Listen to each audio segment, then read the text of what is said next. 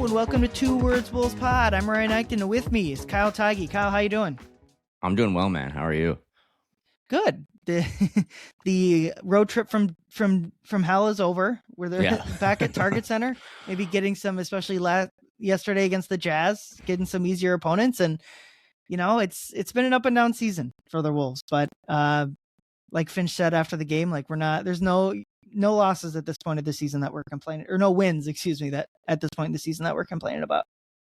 Yeah, I know. Last night, I mean, again, Dane and I did a pod 2 weeks ago, right? And we're like, the vibes have never been better. Here they go, peaking at the right time, right before March Madness. And then they just, not only did they get, lose on that road trip, right? What they went 1-3, they lose to the Lakers, the Clippers, and then obviously the Thunder, and then they beat the Warriors. But it was the way they lost those games, or just it was never really competitive.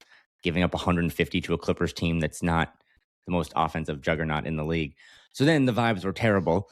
And then you come back and you get a couple easy wins. Although, that Suns game, and I know you were at that, maybe we can talk about that a little bit. That wasn't, the Suns were on the second night of a back-to-back, and that's brutal. And the first game was against the Celtics in Boston. But that was a good Suns team. They play really hard. Obviously, the Wolves had no Ant. But you collect a couple of these wins, and I say all that because I know when you drove home last night and checked your phone, it's like, okay, maybe the vibes are a little bit better. And then you look around the league and it's like, I think the Nuggets fans want to fire their coach. And I think the Rockets fans want to trade Durant. So it's like, this is just kind of what you do in the league right now. Like, unless you're Oklahoma City or maybe the Spurs, everyone pretty much hates their team. Yeah. And even just like seeing news before we recorded, Cade Cunningham has a collapsed lung. Yeah, that's brutal. And I mean, they're going to be a top 2 seed in the East. So in that sense, it's not, but like, from a Wolves perspective, this is like it's kind of a bad habit, but it's just like the Wolves the Wolves play them twice still the rest of the way, and almost certainly Cade is not going to play in either of them. Like that's a break for the Wolves, but like I'm sure their fans feel like, I mean, that's a team that hasn't won a playoff series in how many years? Like a while, yeah. The mid 2000s, I would guess, like with Chauncey Billups and Rip Hamilton and like that type of team. Like Flip was the coach almost back then. And you never know I know a lot of people have been talking online this morning about like CJ McCollum, I think, had a collapsed lung back in the day. But I mean, when you get two of them. Yeah, when you get into those types of, I mean, is it even an injury? When you get into those types of situations, there's really no, I know they said he'll be reevaluated in 2 weeks, but that's different than like a knee. Like you just want him to get healthy and be able to breathe and feel better. But yeah, it's also kind of funny.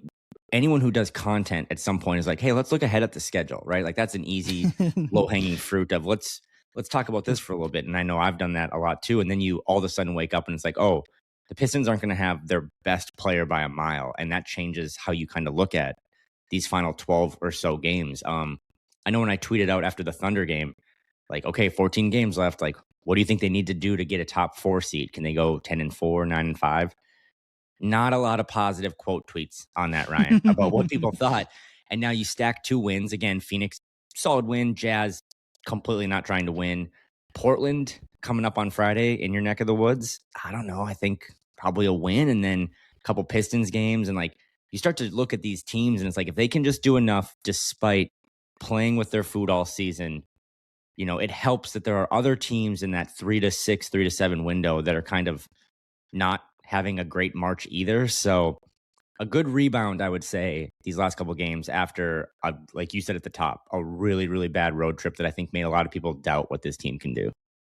Yeah, and I still have those doubts, and I think I mean, I think it's fair to say like the win over the Suns is a solid win. I think like they're on the second night of back-to-back, if Ant like a game they needed to win and they won it relatively easily, and then I don't know, there's not a whole lot there with any game against the Jazz, but ultimately like that game was over midway through the third quarter. The ref is making funny faces at the camera, like they made the game, like they did what they had to do. There's no, you can't, the Wolves are also missing 2 guys. Obviously the Jazz are missing, I mean, the roster of guys that you could put together with people that did not play in that game last night between, I mean, Rudy or Nas and Ant for the Wolves, and then like Jaren Jackson, Lauri Markkanen, Walker Kessler, Keontae George for the Jazz. Like that's a solid.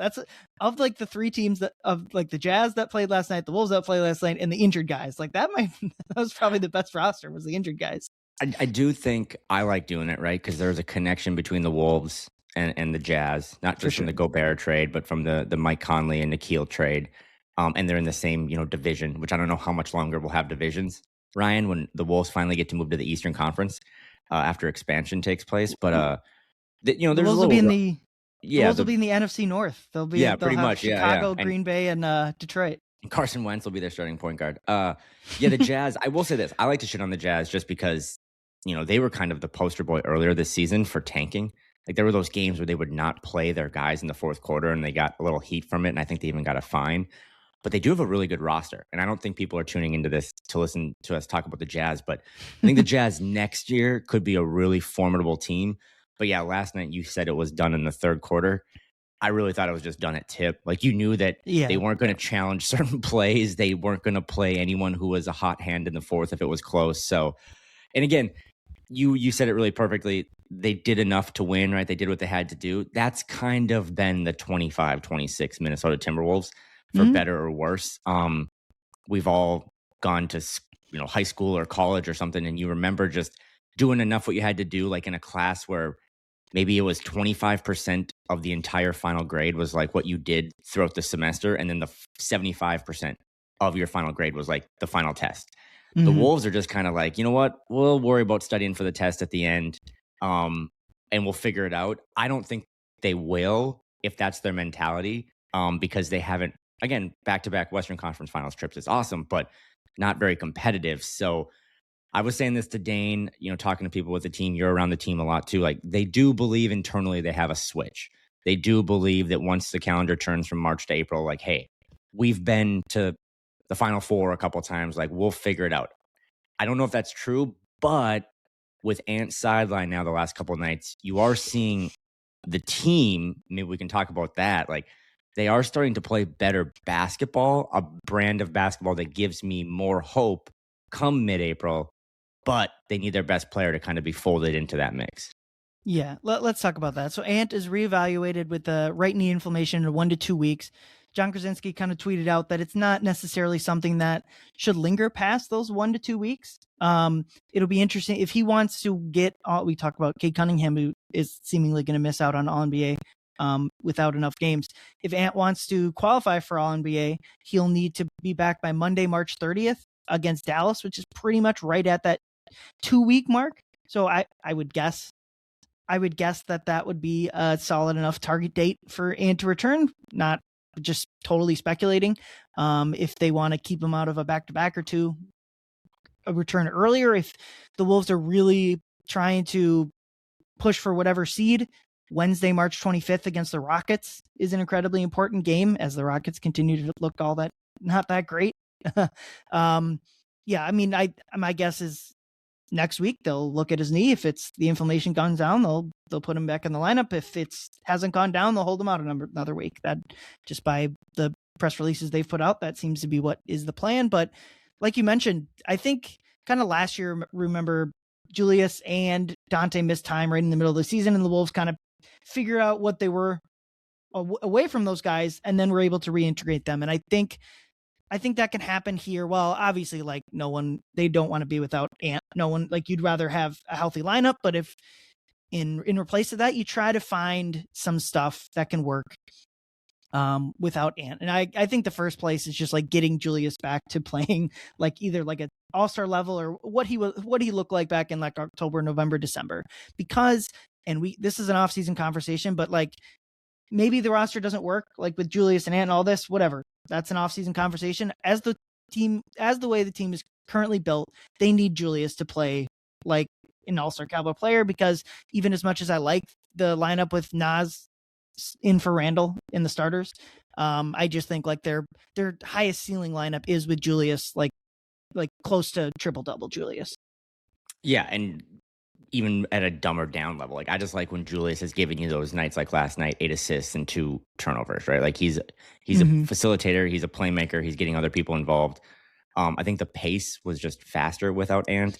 I mean, it's 2 games, it's a very small sample size. Like you said about Ant's injury, everyone I've talked to, it's more precautionary than anything. Like let's shut him down for a little bit so that he can ramp up and be ready for the playoffs. I think it's not fake either, right? Like it's precautionary, but it's also a real, like the knee inflammation is not fake, right? Like it's that's the other side of it. And I think that's a great point to bring up is this is an organization and a coaching staff and a front office that's like, if you can breathe, you can play. You know, like they don't give guys rest nights or whatever. Like they kind of have a mentality of like, we try to play 82. And, you know, I think Julius hasn't missed a game all season and he plays a physical brand of basketball and gets banged up a lot. So it's noteworthy that he's not playing. I do think it's noteworthy that he's not at the games. You know, just like whether you want to lead into that of like maybe the knee is just getting like it is, he just needs to be chilling, playing video games, sitting up with it elevated. But, you know, when people say the thing about, well, when Julius was out, he got to watch them, like it's different watching games when you're sitting on the bench than if you're watching it on film. So I would have loved for Ant to be sitting on the bench to kind of see how these guys are playing, to pick up on the vibes, whatever, not a huge deal. But yeah, just big picture, the question that my friends ask me, and I'm sure your friends do too, is like, are the Timberwolves better without Anthony Edwards? And it's like, no. But are they playing better basketball without Anthony Edwards? And it's kind of yes, you know, like you saw them last night just emphasize running. Again, it's the Jazz. But like, I don't think Io's performance last night was, you know, like not ironic due to the fact that Ant was out. He got to play. What did he play last night? He started. He played 27 minutes, 23 points, led the team, and he just got out in transition every time. I mean, him and Bones have really found something together. And they're more of a bench duo when Ant's back. But like when those two are out there, they want to get rebounds and then run, and they want to attack you in transition. And I think that's the best way for this team to play because they have a lot of athletes, but you don't see them play like that, Ryan, when Ant's out there because Ant wants to slow it down. He's one of the best isolation scorers in the league. He wants to kind of like a quarterback figure out what the defense is and then attack. So they're going to have to figure that out over these next, not 12 games because Ant's not going to be in a lot of them, but Finchie's going to have to kind of figure out like, okay, everyone else last night, I mean, Dante didn't have the best shooting night. If he would have made, you know, one more shot, all 5 starters would have been in double figures. Yep. When's the last time you remember a fully healthy Wolves team where all 5 starters were in double figures? Like Jaden was engaged. Rudy was, we should talk about him. Like he was a huge part of the offense. Yep. Julius was doing what he does best. So I'm not concerned because I do think a good coach and a really top 7 player should figure out how to integrate back into it. But I think there's an argument to be made that Ant needs to come back and, despite how good he is, and the, you know, get back to like the, hey, let everyone else run the ball for the first, you know, 43 minutes of the game, and then let me take over. Let me take all the shots in the final 5, like he always jokes about. But they need to get those other guys rolling early if they want a chance to beat some of these best teams in the West. Yeah, and obviously finding a way to get Julius playing like this once Ant's come back is the key. But like from a Julius point of view, like I think they just need any way possible. He was playing so poorly up until he played well the last couple games of that road trip out. He had that 41-point game against like the Blazers back in February, and then it just kind of fell off a cliff. Yeah, and he played well in that Oklahoma City loss last Sunday. It's like the first step is like just getting him mentally back to where he was at the beginning of the season in the playoffs last year. Like that to me is like the most important thing. Like he isn't so far gone. Like he still has that quality in there. And so I think that's what's been important. And like now, once Ant's come back in a week or two, now we can start to like get their rhythm together or whatever. But also to a certain extent, like we've seen what that duo in the playoffs looks like. The good and the bad. Especially in the Warriors series last year, Julius is awesome. Like he got compliments from Draymond Green of all people. Like, so like I just think Julius is such like and it's not fair to speculate on anyone's mental state, right? Especially people like we don't know these guys on that level, of course. But I think it's just like from reporting, especially like Chris Hines put out last couple years articles on Julius. Like, I think where he is mentally is such a big part of his game. And so the last couple nights, like, he's had fun dunks and you can see him having fun with his son. And like, I think that's especially important. And then it's almost like once Ant comes back in a week or two, and then we can have the conversation of like, okay, how do we get both of these guys rolling at the same time? But it is the number one question to me, right? Like, it's not so much about can they avoid the play-in. I think, knock on wood, that they've done enough now. And just with the chaos in the West and the Suns, who they still have to play, like, the Wolves are probably going to finish in the top 6, which means they get a week off. They get a chance to scout. Do they get a home court advantage? TBD. But the biggest question to me is, can you fold Ant, your best player, back into a team that when he comes back a week or two seems to be playing more enjoyable basketball? I'm with you. Julius looked so happy these last couple home games. But, you know, have you ever watched a podcast where like one of the guys just never talks? Like, it's more fun when you get to do stuff. So I think for Julius, knowing going into those games that like this is going to revolve around me, even if it's not like I'm getting 35, like Finchie's going to put the ball in my hands more. The one question with Anthony Edwards, and probably not fair to do it the Thursday of March Madness, maybe this is an off-season thing about roster building. He's never really shown, I mean, he's going to be the best player in franchise history when it's all said and done if he stays here long enough.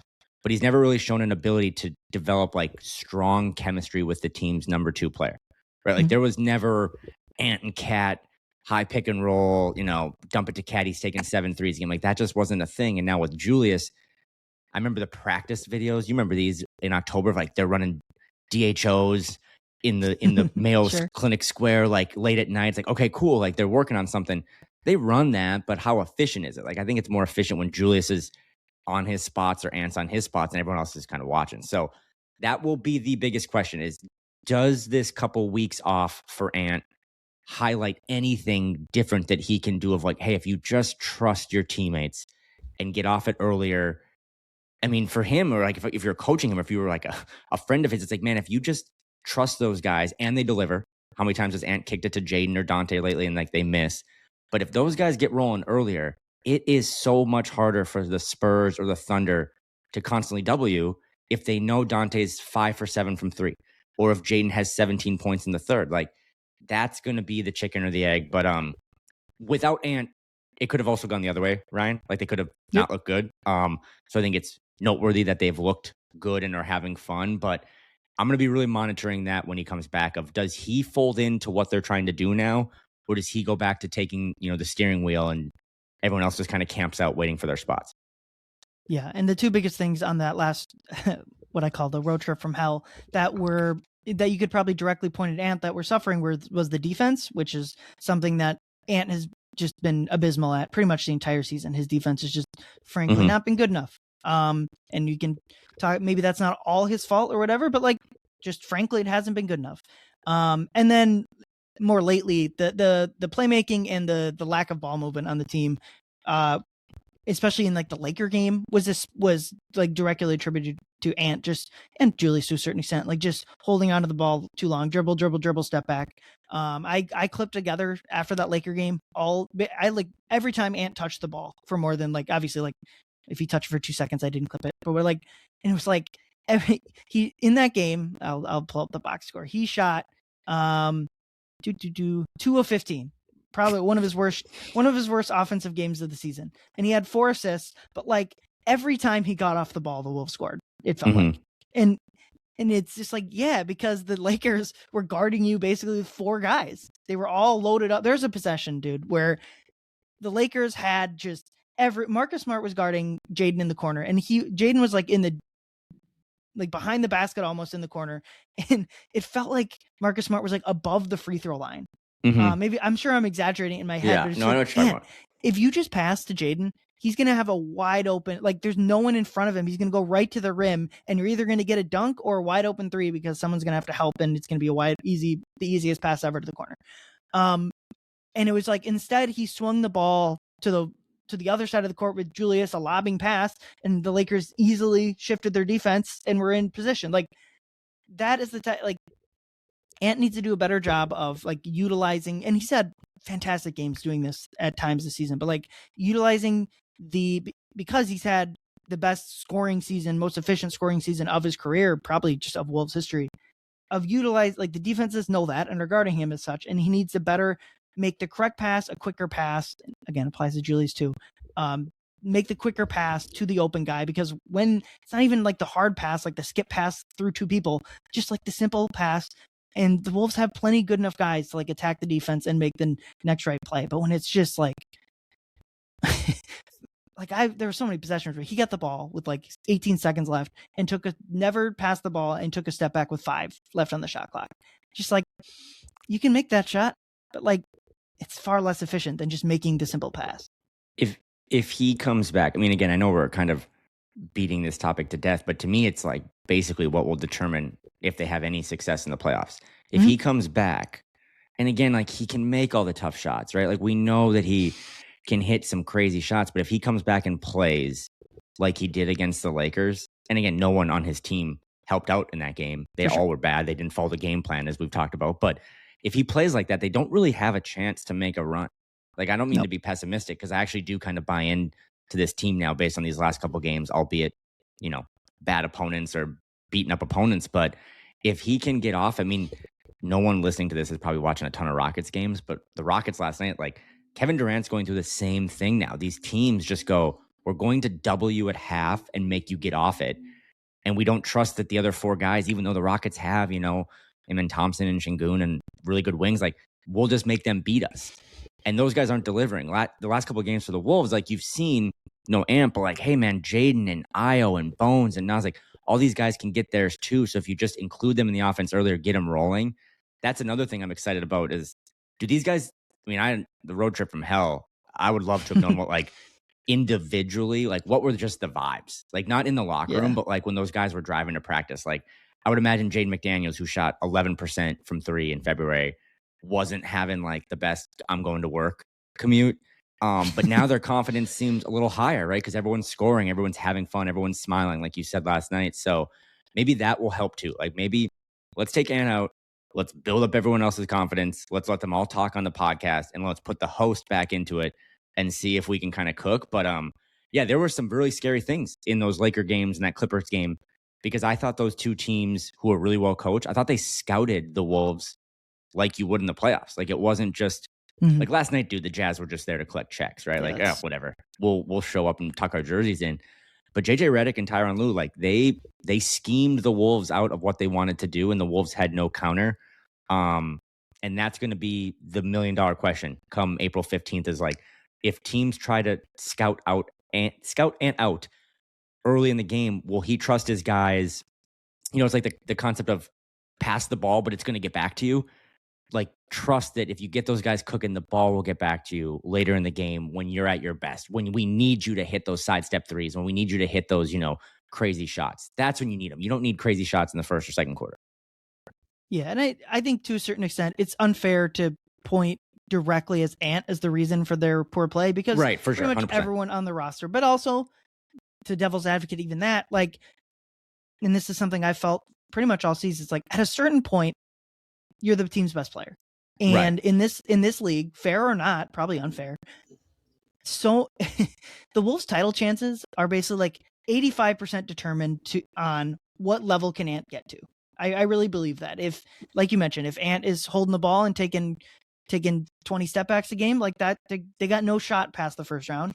And if Ant plays at the level I think we all know he can get to, they can beat pretty much anyone. I'm with you on that. Like, I still think, and we're going to talk about this, and I'll hop on the show in June or July. Like, I don't love the roster. Like, I just don't think long-term the roster is built for what I think they should do. I mean, I think they should run more, right? Like, I think it's like a B+ roster, not by talent, but by fit. But to your point of they can beat anyone, I do believe in that.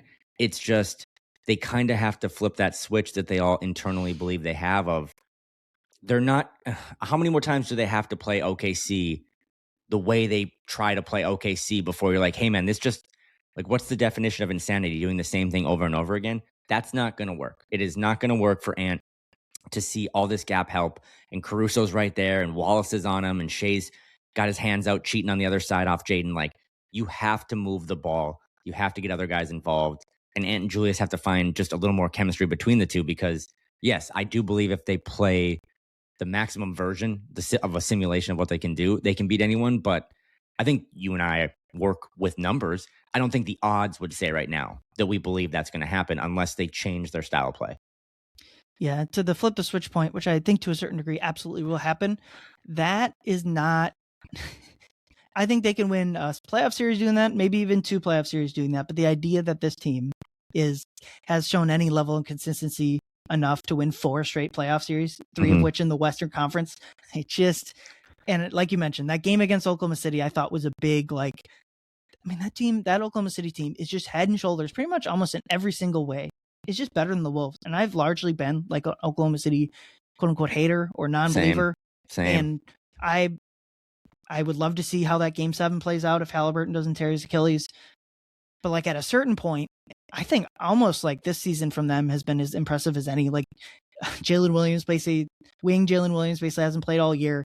And I was talking to Jack Borman during the game, and I was kind of like, Shea's going to win his second straight MVP, and obviously won Finals MVP last year. If they win the title, I've looked at how many guys in NBA history have won back-to-back MVPs and won the title in both of those seasons. Right. Yeah. The list is LeBron James, Michael Jordan, and Bill Russell. That is basic to some people. Those are the 3 greatest players in the history of the game. And Shea and they have not won the title yet. So, but like that is kind of the level of team that you might be going up against here in the second or third round. And I believe in the flip the switch thing, but also like, I just think we need a generator to flip, there's so much more power that we're missing to beat a team like that. It feels like. Well, and I think we're all caught up, whatever team you cover, whatever team you cheer for, whatever conference you're in, you're all kind of just caught up in like seeding right now, or like making sure you're healthy. I mean, Detroit would be a great example. They've been coasting all year, and then you wake up to devastating news about your team's best player. But I think if you can pull yourself out of the day to day and kind of just project like what could happen, like what are the storylines? I remember Scott Van Pelt would always do like Monday morning headlines on a Friday. Like they would predict what would happen in football. I mean, there's some really crazy playoff NBA Finals outcomes that, like you just said, like if the Thunder win it again, like now that's a dynasty, or like the beginning of a dynasty, right? Like if the Spurs win it with how young they are and they still have all those assets and they haven't pushed their chips in the middle, then it's like, oh, Wemby's the face of the league. If the Celtics do it again with Tate, like, so there's just all these storylines. And in the West too, it's like outside of those top 2 teams, I know the Lakers are on a 7-game winning streak, but I think there's real opportunities in the West to make some noise. I don't think the West is as strong as it's been in previous years. I mean, last year, even when the Wolves were like, God, please help. We don't want to be the 7th seed. We don't want to be in the play-in. I thought the top 6 teams were really good. I don't think that's the case right now. So yeah, just big picture, to beat the best teams in the league, you're going to need to play your best basketball. And I don't know if we've seen that from this continuity roster this season, but I also harken back to like why it's important, in my opinion, to get that 3 seed, because I think the Spurs are really good, but they're not on the level of the Thunder. Don't really care how they've matched up in the regular season. When the Thunder are fully healthy and playing like that, and all of their younger guys, Wallace and Mitchell and stuff, have really had chances to develop, you want to try to avoid them until the Western Conference Finals again, because they are such a juggernaut.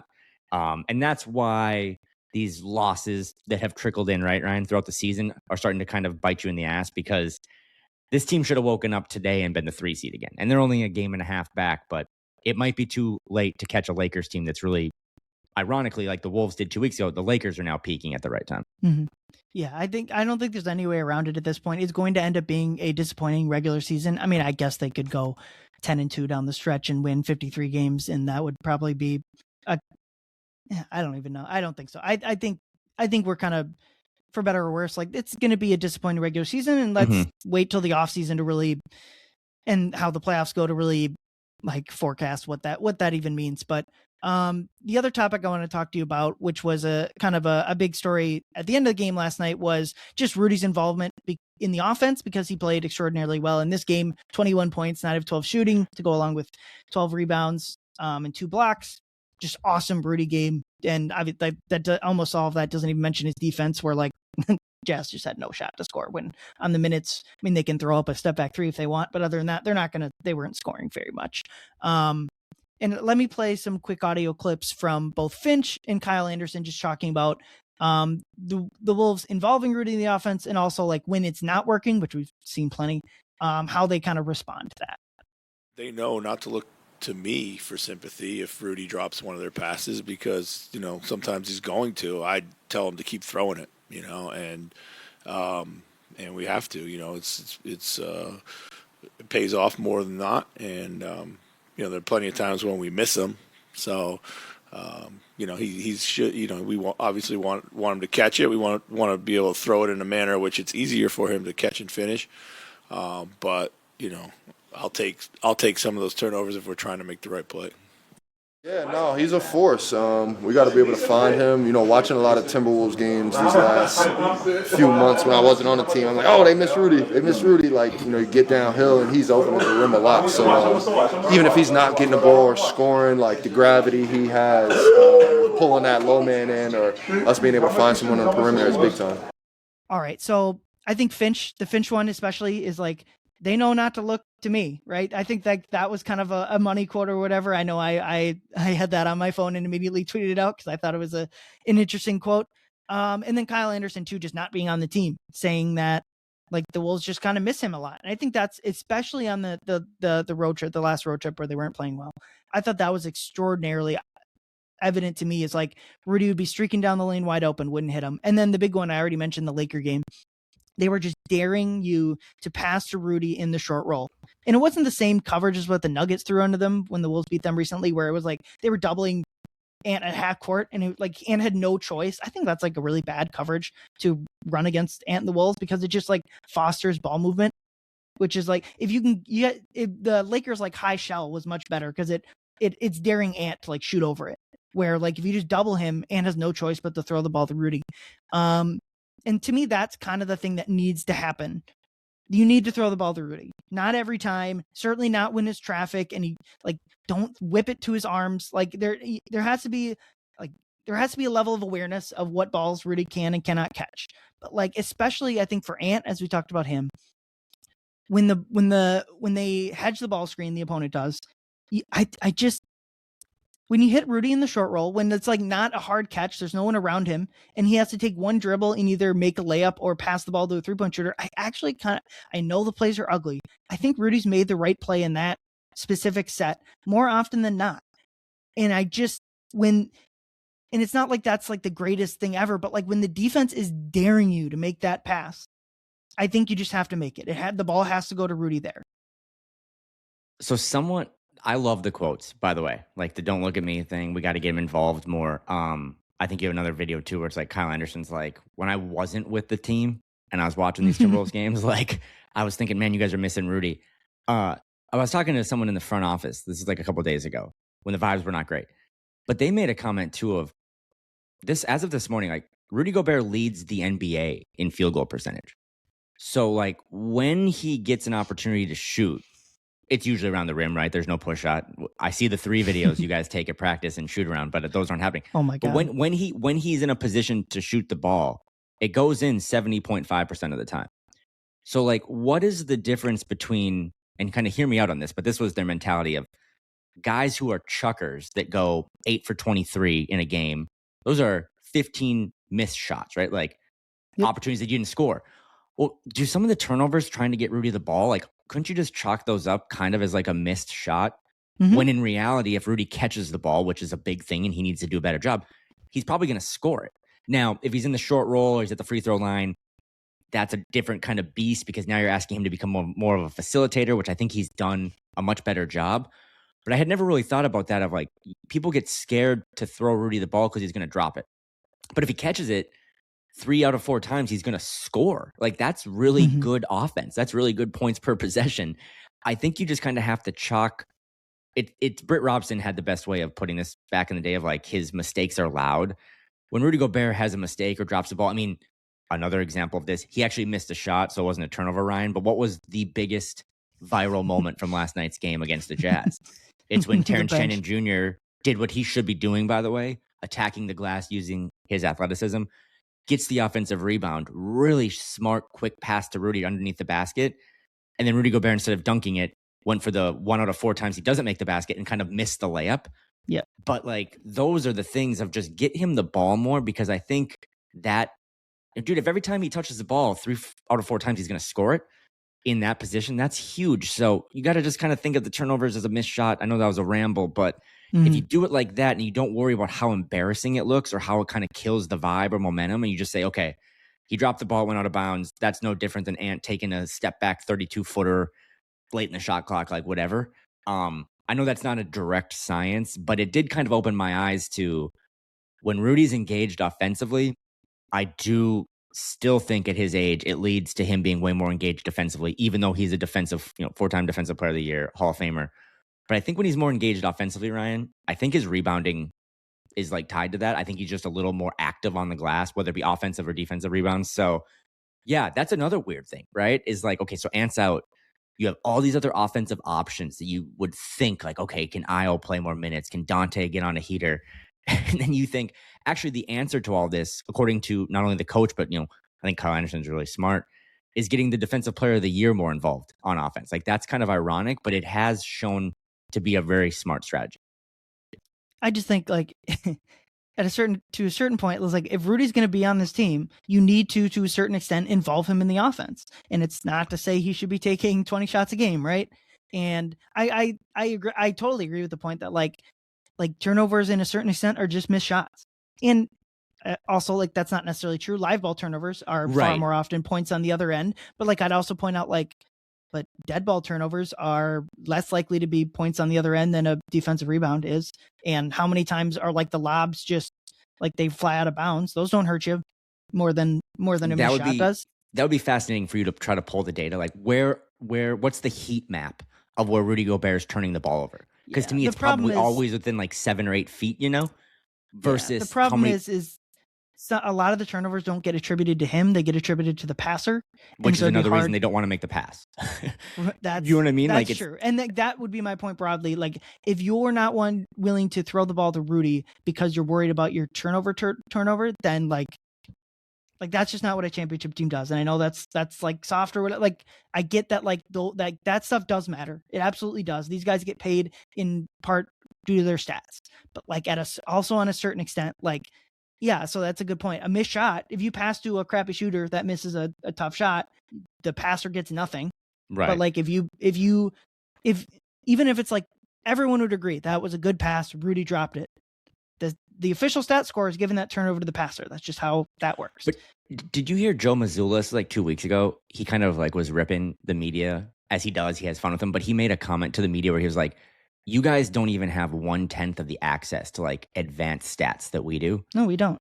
And you work in advanced stats, like in sports, like, that.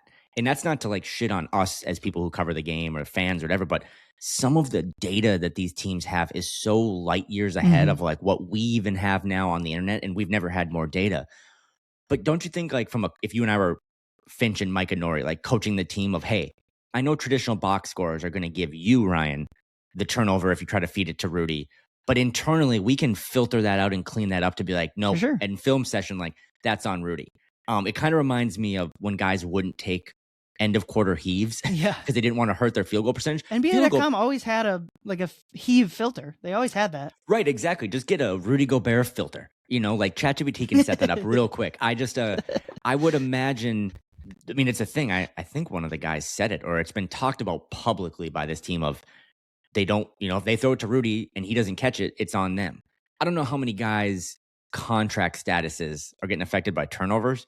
Field goal percentage, maybe, you're negotiating, like, I shot 62%, whatever. But they just got to get over that mental hurdle, because back to the, leading the league in field goal percentage, when he's involved, it's easy points. And I do think opposing teams are like, we'll give you 10 points, we'll give you 12 points.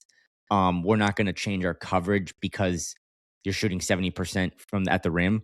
But in a playoff series, if that 12 spikes to 18, I'm always going to remember that Rudy Gobert closing game against the Lakers, where it's like, he just killed them. Like game 5, it was like, I'm just going to post a 20-20 game. And he was the catalyst to win that game. They obviously had a lot of other good players and they had kind of dominated the Lakers throughout. But no coach in a playoff series wants to just give up that many free points at that high percentage of a clip. So yes, I think big picture, what you're also learning now without Ant, and you've seen Ant have better chemistry with Rudy, but again, for sure, to the dumb analogy of like turnovers being missed shots, does Ant think in a high leverage moment, I should throw it to Rudy here because he's shooting 70.5% from the field, but he has an 18% chance of catching it, or should I just shoot this shit? And he's probably going to shoot it. And how do you work on that in his brain to kind of get over that hurdle? Yeah, and I think also to Ant's credit, when he has shown something in film that like the coaches point out to him, hey, good point. This is what we need to be doing. This is how it works. And I'm sure there's nuances to that. It'd be like, it also doesn't work at this rate, but like it pays off, blah, blah. He is almost always incredibly quick to integrate that into his game. And I'm almost certain like that will happen in the first round of the playoffs when they drill in, when they have that week of prepare that they drill into this team. Like, this is what we need to be doing, and they'll do it. And the question is like, when they have less time to prepare for the next round that they're hoping to get to, like, can they still do it? And that's why like a lot of this stuff is like, it's easier to integrate that stuff back into your team when you're doing it day in and day out in the regular season, so that like passing to Rudy on the short roll or on streaking to the rim on a fast break isn't like a foreign concept to you. It's something that you did. Oh yeah, I remember that game against Detroit last month when we did XYZ, or even just like, I thought that Denver game, so like 2 weeks ago, where down the stretch of the game, it was like every possession was, they put 2 on Ant, he hit Rudy in the short roll, Rudy took a dribble, and the first 2 times passed to Julius Randle, who got a bucket, and then an open look that didn't end up going down. And then the next couple of possessions ended up in open shots for other guys too, and it was the same exact action. And like I mentioned, I don't think that that's the way to guard Ant, because it just the ball movement that the Wolves seem to be so allergic to, it just like, it forces them to have it. But it's just, I don't know. I continue to believe hitting Rudy in the short roll, even when he has to take a dribble and a pass or whatever, I just think it works out better than like everyone's, including my brain, thinks it does. Because like you mentioned, the mistakes and the missed layups and the terrible, like those are loud. And when he gets, but what's super quiet offensively is when like Rudy gets the ball there, a defender is a step slow to rotate over, and he just dunks it. And like, you go, oh, nice play. And like, think about like those 2 points cost the same as the turnover that you had the last possession, Right. No, I'm totally with you on that. And that's why, again, when you think about like him in this roster construction, I know Jaden has become a better 3-point shooter, but there are times, right, Ryan, where it's like Ant's out there with guys like Julius, who has been so bad from 3, and then Jaden, who kind of cycles and roller coasters up and down, where it's like, if you're already out there and it's not the perfectly spaced floor, you do need to kind of take advantage of the things your team is good at. And one of them is just, again, getting Rudy more involved, whether it be as a passer out of double teams for Ant or just around the rim. So that's another thing that they kind of have to dial in, I think. I mean, I'm never going to say, again, they're not better without Ant. And I don't think it's great that they don't have Ant right now, because they would have a better chance to win every night moving forward with him. So this knee injury is a bummer, but if we do another one of these pods a week from now and Rudy continues to have, 14, 12 games, is that another thing that they can kind of build on? And the one thing you said that we don't talk about enough right now, because the Wolves have successfully avoided the play-in, recently, that week off has shown to be very valuable to this team specifically. For the reasons you said, is like once Finch and Micah and those guys can put together a game plan and force their team to like, that's all we're going to do this week is focus on this game plan. They have locked in, and it worked against the Suns. It's worked against when they've had chances to have that week off. So as much as you and I want them to get the 3 seed for home court and avoiding certain teams, that Suns win the other night was massive, just because you don't want to be that 7 seed. Because I think if they were to stumble in these last 12 games and find themselves in the play-in, I really think they have no chance. Like, I really would think the season's cooked. A season that you've already said is like been kind of disappointing, and I'm with you on that. So they have to use these 12 games to do what you said at the top, win by any means necessary. But if you can discover some things, right? Better Julius, more Rudy, role players being more, confident. I mean, the IO stuff has been kind of eye-opening for me. Him and, again, like I said, him and Bones. If you can bring that off the bench, Ryan, that's crazy, because Dante hasn't had it lately, right? Like, I don't think Dante's minutes are going to get cut by any means down the stretch or in the playoffs. But if he doesn't have it, it gives Finch an easier option of like, all right, Bones, all right, Io, like, you get in there and support Ant and be a backcourt mate. So it's going to be a fascinating 12 final games. And I know you had one more thing here, Quake, if you want to, like, if they were to figure it out, if they do go, 8-4, does that get them to 51 wins, right? Correct. Yep. I think they've only won 50 games 5 times in 36 years, 37 years. What do you think? Like, if they finish in the top 4 seed, what is like their ceiling to you? Like, do you think, like you said earlier, that they can eventually beat anyone and like make the finals? Okay, so they're 10th in offense, 9th in defense, 10th in net rating. They were before the Jazz game. KenPom rankings for like March Madness. No, don't give away my bracket strategy over there.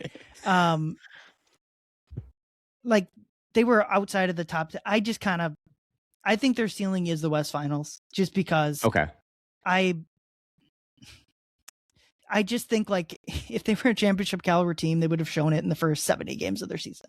Unfortunately, that's just kind of where I'm at. I continue to believe that teams that make the championship, like, there's a number of like indicators that you have to have at this point in the season that the Wolves just don't have. And it's not a hard and fast rule. It's not like, could they get, I mean, if they're on the opposite side of Oklahoma City, and that Oklahoma City gets upset or whatever, then yeah, I have a hard time seeing them beat Oklahoma City.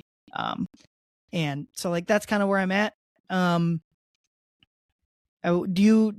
you kind of with me on that, or are you still kind of, I mean, prior to the road trip, I would have been like, they can do whatever you want them to do. And maybe it's unfair to one real shitty road trip is like, maybe that's too small of a sample to switch it, but it's more of the total 70 games that I'm looking at. Yeah, this is just drinking the Kool-Aid now. I've definitely bought into the idea of that whole, like, we just want multiple bites at the apple, because you never know. Again, like, last night, you and I would have been like, man, I think the Pistons are probably a shoo-in to make the Eastern Conference Finals, the finals in general. Then you wake up today and Cade's out, right? Or like when Halliburton gets hurt, like, these injuries pop up in the playoffs, and it does kind of seismically shift that bracket. So if you can just get to the Final Four and see who your opponent is and see how healthy they are, like, you've got a chance. And I'm with you that after that 5-game winning streak, it's like, okay, maybe they can really make noise and upset one of these kind of top 2 teams.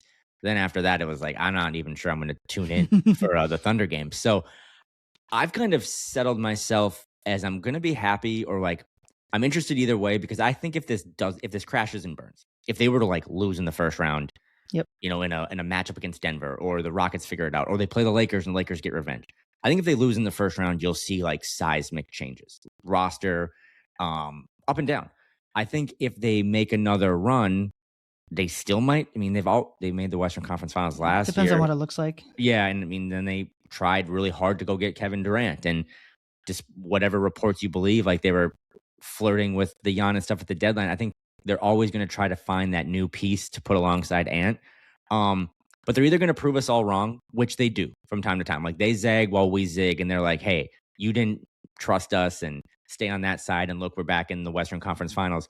Or it's going to catch up to them, right? We talked about earlier the school analogy, not studying or not working in the class hard enough all throughout the semester, and then you bomb the test come mid-April. Like, it's going to be some major changes. So I believe that they can finish this stretch pretty well now with the Pistons news. I mean, that is kind of a big announcement for the Wolves, despite how nervous you are for Cade and just his health. Like, okay, those are 2 easier games now. So you have 12 games. Yeah. I think if you go 8-4, I mean, they are the 4 seed this morning. If you go 8-4, 8-4 won't get them above the Lakers. I think 8-4 will. I think 8-4. That's a great point. I think 8-4 would keep the 4 seed though.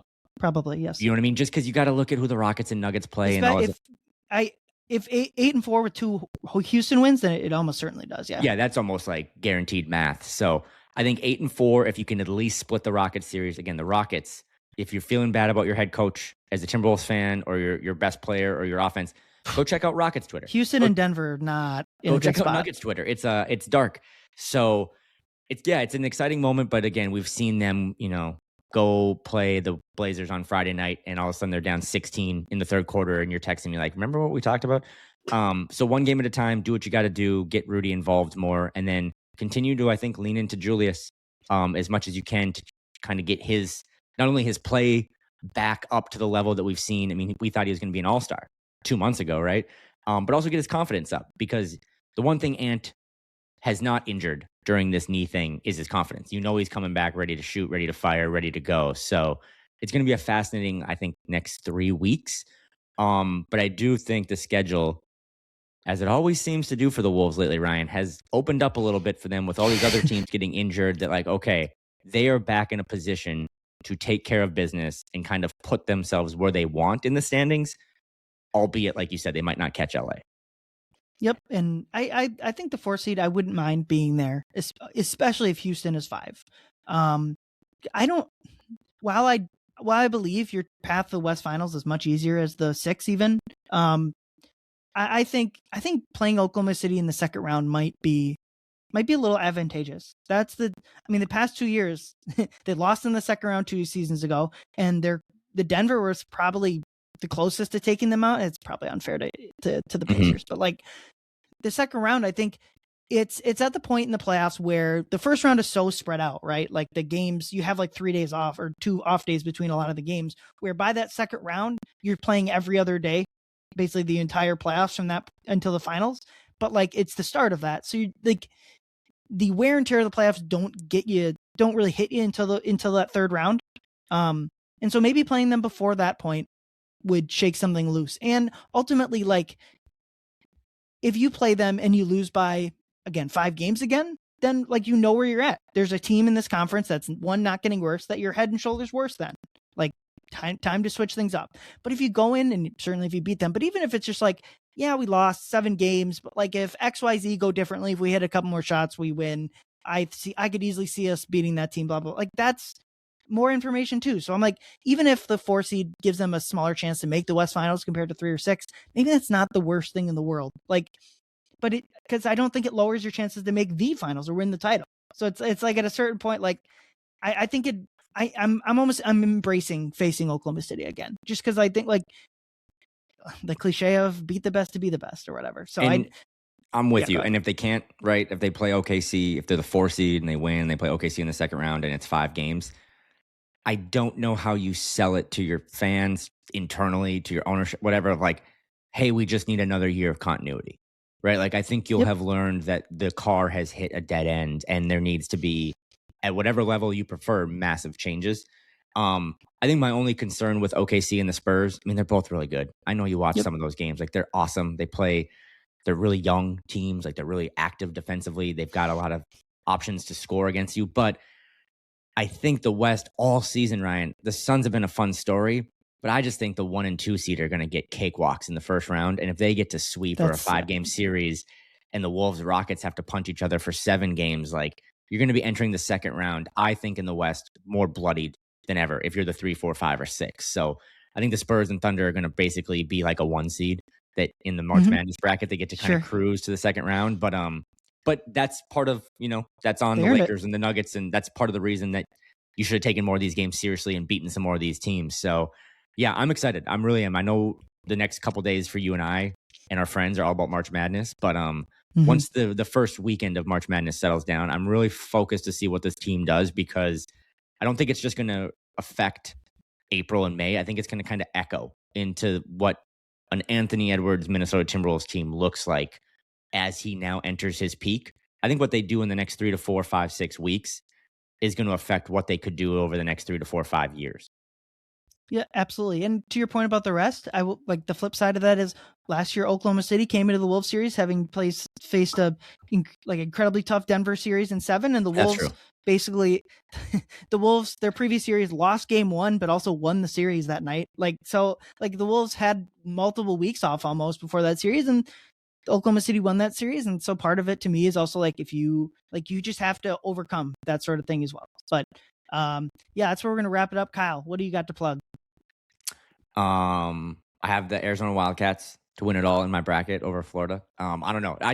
Go listen to the Dane Moore NBA podcast. That's where I do all my recording, and support us and just support anyone. Again, the cost of everything right now in the world is so expensive. So I know no one wants to go out and do anything, but if you got sponsors on these pods, free content, the guys writing over at Canis or your pod, Ryan, or anyone doing content covering the Wolves, just support them any way you can, even if it's a like and a subscribe or something, because it's really fun. We have a cool community, and I just really like listening to what you do here. I like what Jack does on Locked On after games. I like what Chris and Jace write about in the newspapers. So anyone who covers the team that you're a fan of, go support them, because it means a lot more than ever. And I'm excited to see you over these next 12 games. Side bet, dinner bet, I will say at least 8-4, and then they finish the 4 seeds. So if they don't do that, Ryan, I owe you dinner. Am I free rolling here? Like, what about? Yeah, you're free rolling. I have to hit 8-4 and the 4 seed. It's like a little mini parlay. But if I get that, I get a nice dinner. Okay. Well, Leo and I don't remember what the stake was, but like Leo and I have a bet of the offense or defense being better at the end of the season. And I said when they were both below top 10, I was like, we both lose. Like this is no one. We both have to buy each other a steak. So no, I appreciate if the Wolves go 8-4 and somehow like Denver and Houston win out, then nil. Like that's fair. I have to hit both of them. So no, I appreciate you. I love having or being on this pod. And if you're listening to this, continue to support Ryan, because I think you do a really good job of what you do. So thank you, sir. Awesome. I appreciate you, Kyle. Thank you for your time. I will be back early next week with Leo. Thank you everyone for listening. Go Cyclones and go Wolves. Hey, you.